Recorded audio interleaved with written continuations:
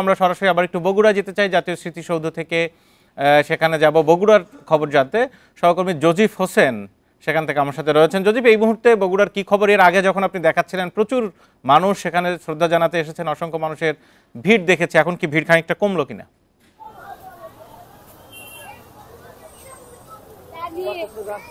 জি, ঠিকই বলেছেন। সূর্যোদয়ের সাথে সাথে বগুড়ার যে সর্বস্তরের মানুষ তারা কিন্তু এই ফুলবাড়ির যে স্মৃতিসৌধ রয়েছে সেই ফুলবাড়ির স্মৃতিসৌধে তারা এসেছিলেন, পুষ্পস্তবক অর্পণ করেছেন এবং শ্রদ্ধাঞ্জলি দিয়েছেন। এখনো কিন্তু লোকের কমতি নেই, একে একে আসছেন, বিভিন্ন উপজেলা থেকে আসছেন, বিভিন্ন কাজ সেরে তারা আসছেন এবং তারা বলছেন যে গত বছরগুলোর তুলনায় এবছরে আসলে বিজয় দিবসের যে উদযাপন সেটি কিন্তু একটু ভিন্ন রকম।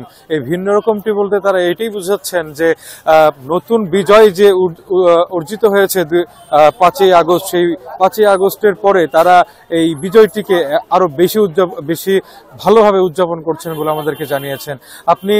আপনাকে যদি বলি যে সকাল ঠিক সূর্যোদয়ের সাথে সাথে এখানে প্রথমে জেলা প্রশাসক এখানে পুষ্পস্তবক অর্পণ করেন, তারপরে জেলা পুলিশ, এরপর ধীরে ধীরে আসলে সরকারি বেসরকারি বিভিন্ন যে দপ্তরগুলো রয়েছে সেই দপ্তরগুলো তাদের পুষ্পস্তবক দিয়ে এই স্মৃতিফলকে তারা শ্রদ্ধাঞ্জলি দেন। এরপরে কিন্তু সর্বস্তরের জন্য এটি খুলে দেওয়া হয় এবং সর্বস্তরের মানুষজন কিন্তু সেখানে এখন আসলে শ্রদ্ধাঞ্জলি দিতে আসেন।